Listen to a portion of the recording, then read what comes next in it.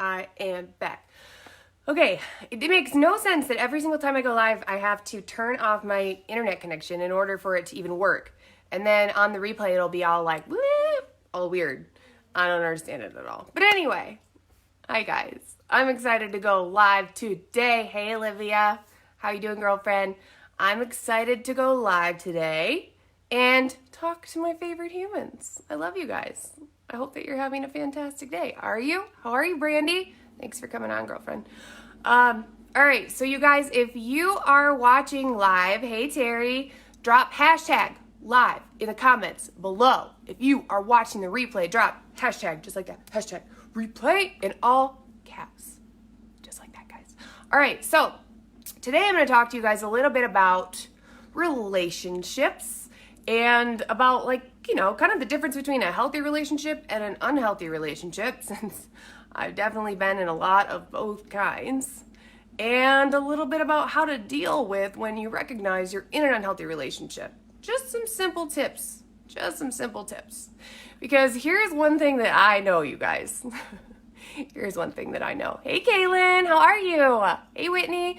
You guys, if you are surrounded by people who are toxic or who make you feel bad, who make you feel like they don't love you for all of who you are, like your emotions are too much, or they make you feel a little bit judged or a little bit gross. You know what I'm saying? You guys, raise your hands in the comments if you've ever been in a relationship with someone where you just like almost tense up when you get a text from them, or you get a little bit stressed out when they're messaging you. Or I have had relationships in my life where I literally just like freeze up. I feel like I'm scared to say things to them because I'm not sure how the hell they're going to react to me. Like, I'm scared that I'm going to say the wrong thing and somehow upset them or offend them in some way, or they're going to like attack me. I've been in relationships. I've been in some super toxic, unhealthy relationships that took me actually a very long time to realize that it was that kind of relationship. And yes, I do mean I've been in romantic relationships like that, but I've also been in a lot of friendships like that and work relationships like that, where I'm just like, wow, how did I not realize that entire time how unhealthy that relationship was for me? And I got into counseling because of some of the relationships I've been in that were kind of a mess. If I'm being honest, and I'm a huge advocate for counseling, by the way. I am, because I got my psychology degree. I originally wanted to be a clinical psychologist. I mean, I'm huge on mental health. I just think it's so important. Hey, Tori. Hey, Melissa. But one of the things I realized in counseling was I am a recovering people pleaser. Is anyone on this video a people pleaser? And by the way, let me see some hearts and love on this video if you're having a good day. Are you having a good day? And if you want to hear some of these things, if it'll be helpful for you to be able to recognize red flags so that you can peace out in a relationship, so that you can put up your white flag and peace out in a relationship if you could see these things earlier on. Because one of the things I realized, like I said, when I was in counseling is, and I will go back because I absolutely love it so much, but is that, are you on my live video? Matt is on my live video right now. That's freaking hilarious. How supportive. Love you, babe. What? Matt's being weird. I have no idea what he's saying. But anyway, he's like dancing and making up a song.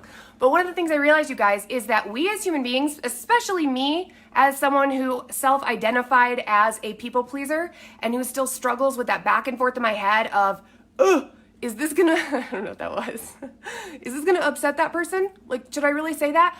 I am someone who, and I know there's a lot of you like this. Like, tell me if you agree. Oh, you said metal, Matt. Oh my God. I'm wearing my Harry Potter shirt, by the way. Woo! But tell me if you guys agree with this, that like sometimes you think about what another person is going to think about what you say or do, and that is part of the deciding factor whether or not you do it. If sometimes you struggle with like over analyzing or putting other people's feelings before your own, because that 100% was me, 100%. Like, I have struggled with that my entire life, with wanting to please people, with wanting to make sure I don't offend anyone, with wanting to make sure I'm a nice person, I'm a good person, that people know that I have their best interest at heart. And I have sacrificed my own happiness at the altar for that, right? I have been in relationships that didn't serve me so as to not offend the other person. That really, I didn't really want that person in my life, but I feel like it would be a bad person or bad friend thing for me to do, to set a boundary, right? And boundaries, you guys, there's so many different ways to set healthy boundaries that I think a lot of us don't realize that we can actually do. You can set a boundary and not be an asshole. Isn't that crazy? You can set a boundary and respect yourself and be a loving human being. You can have expectations for how you deserve to be treated. Yeah, tell him, Ira. She said, duh. You can have expectations for how you deserve to be treated and enforce that and hold people to a higher standard and be a good fucking person. I actually believe you have to do that in order to be happy. Firmly believe. So, what does the universe do, you guys? The universe will repeat a lesson until you learn it. The same situation, the same relationship will show up in a different way with a different person until you learn the lesson that, hey, you need to set boundaries, girlfriend. Until you learn the lesson that, hey, you need to figure out why this keeps playing out with different people in different ways. And maybe it is like a working relationship, like I said, or romantic or friendship. And you need to clean up your side of the street and make sure that you are noticing these red flags early, or else it's going to keep happening over and over again. People are going to keep taking advantage of you. People are going to keep running you over and treating you like a doormat, right? So you guys, have you ever struggled with that before? Here's one of the things that I realized. We as human beings do not listen to our gut enough. We don't. We think that it is selfish to prioritize what makes us happy or our needs. We think that saying no makes us a bad person. I need you to understand that saying no is okay. If someone asks you for a favor and you're not comfortable with it for any reason, for whatever reason, yes, as good friends and good humans, should we show up and help people and be there for them? Absolutely. But also respect yourself, right? Respect yourself, you guys. It's okay to say, you know what, I don't really feel comfortable with that. Or, you know what, I'm feeling kind of like crappy today. So it is okay to have healthy boundaries, in fact, required. Or do you know what happens? You build up resentment and you build up resentment and you build up resentment until you explode. You explode. Or you become depressed because you're so busy meeting other people's needs that you're completely neglecting yourself. Either way, it sucks. Okay, so what I've noticed is that we as human beings really ignore red flags and we don't listen to our gut. One thing that I notice myself repeatedly doing is ignoring red flags. If I notice, and here are some red flags, you guys, if I notice when I'm talking to someone, I feel tense. I feel a little bit scared. I feel a little bit uneasy. Like if I say something wrong, they're going to make me feel bad about it, right? Like if I say the wrong words, that they're going to attack me or, you know, be condescending or passive aggressive. By the way, can I get an amen in the comments if you cannot stand passive aggressiveness? You guys, I think it is just, we're friggin' adults at this point, okay? All the like pretending to not be mad but hinting at it. Like, can I just tell you, open communication, healthy, uncomfortable, sweaty conversations, it's the sexiest thing ever. I absolutely love human beings that can have intelligible adult conversations and share, you know what, I really love you, but that made me feel a little bit uncomfortable, and here's why. And let's talk about this. And I understand where you're coming from, but do you know what I'm saying? That is so friggin' attractive. When a human being can do that, I'm like, ooh, you're my people.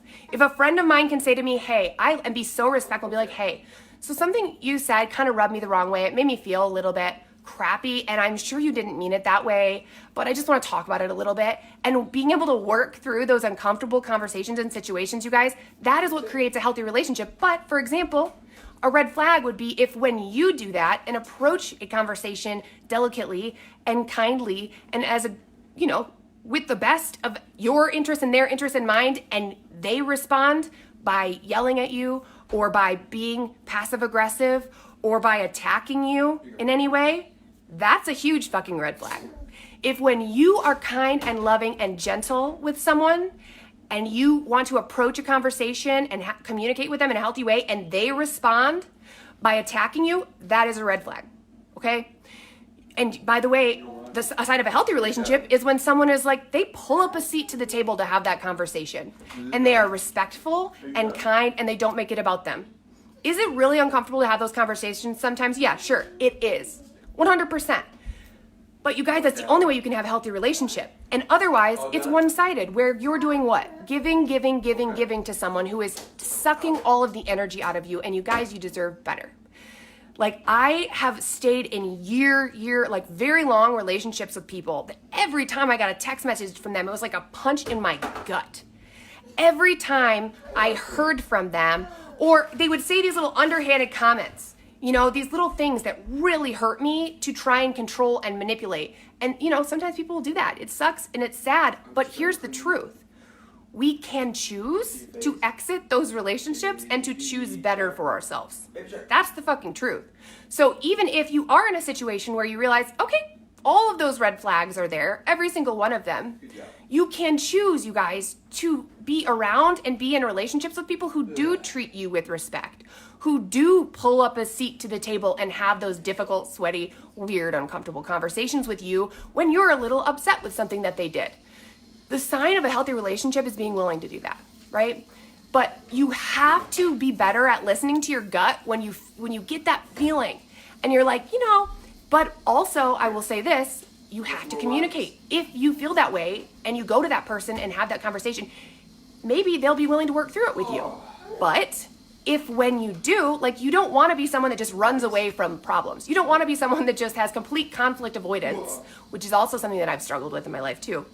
And just when you feel uncomfortable, you never talk to your friend about it. You never do. You just eat it and you just feel like shit and you never bring it up and you get more and more and more resentment toward that person secretly. But they have no fucking idea. I'm just swearing and my child is in the background, but do you know what I'm saying? You have to do your part, you guys. You have to clean up your side of the street. So if someone is making you feel bad, if someone is hurting you in some way, like, why is she mad? Because I'm yelling? She thinks I'm yelling. Oh, and she probably wants to come over to the camera. But anyway, you have to clean up your side of the street, you guys. I just let her down. She's not letting go. Oh, I don't know. But you guys, or else you're being passive aggressive in not communicating. So it's so important that you do your work in that relationship and not just run away every time it gets a little bit uncomfortable, right? Because then there's no growth in that. There's no growth in that. And you'll find out when you go to that person with that conversation if they are someone worth fighting for and sticking around for, if they respect your feelings and want to work through it, right? But if they don't, you had your gut instincts confirmed. And that's when you can set healthy boundaries. That's when you can say, listen, I love you, but I'm not okay with feeling like when I come to you to express my needs or how you somehow hurt me, that it feels like you're attacking me, or that it feels like, you know, you don't respect what I'm asking of you, or it feels like it doesn't matter, you know, and that kind of sucks. It kind of hurts my feelings, and I love you as a person, but I just need some space. And then giving yourself space. Like, it is 100% okay and necessary to do that. You guys, because as human beings, we only have so much time. Why am I yellow? We only have so much time in the day, guys. You do not have time to waste on people that don't give you more or fill you up. You just don't. If I can only have so many conversations with people in a day, you can bet your ass that I am not wasting any of those conversations on people that deplete me and make me feel less energized. I am choicefully picking and choosing the people that I spend time with or that I pour love into, right? No, that's not true. I pour love into anyone. Listen, I will pour love into every single person, even if you're an asshole. I don't even care. I love you. I'll pray for you. But I'm not going to spend my time on people that drain me or don't appreciate me. You guys know the difference. You know the people that when you talk to them afterwards, you actually feel happier. And by the way, that's not all the time. No one is going to be happy all the time. Even strong people are going to need help sometimes, and that's normal. But you know what I mean? Those people that you feel a little recharged after talking to them because they help you look at the positive, or they help you see a little bit more strength in yourself that you didn't personally see. Those people that make you feel better and genuinely make you a better person by believing more about you than you do. Those are the people that I want in my circle. Those are the people that I will cultivate relationships with. I just don't have time, and neither do you, for the people that aren't that. For the people that make you feel smaller or a little bit less important, or like your feelings don't really matter. Fuck those people. Listen, I almost said with love. That was gonna be the most inappropriate that's what she said ever. Well, I just did it. No regrets. Anyway, you guys, you have to be so frigging particular with the people that you allow in your life, okay? That is what God wants for you. That is what I want for you. That is what you deserve. And you will feel like a different person when you start to cultivate those healthier relationships and seek out people that do treat you well, right? Why am I yellow? What? Anyway, drop some flames in the comments if this was helpful and if you agree. And also know that I'm rooting for you, but now more than ever, it is so important that you safeguard your heart and are super mindful of the people that you're talking to regularly, okay? Listen, I am cheering for you and I am here for anyone who needs it, like 100%, and I love you guys all so much. But I just wanted you to understand that like that lesson will continue repeating itself until you learn it. It will. And I don't want you to keep getting abused or manipulated or treated like your feelings don't matter, because you deserve more than that. 100%. Why am I yellow? Do I look yellow to you guys? What's going on? I don't. Oh, there we go. That's a little bit better. What the frick?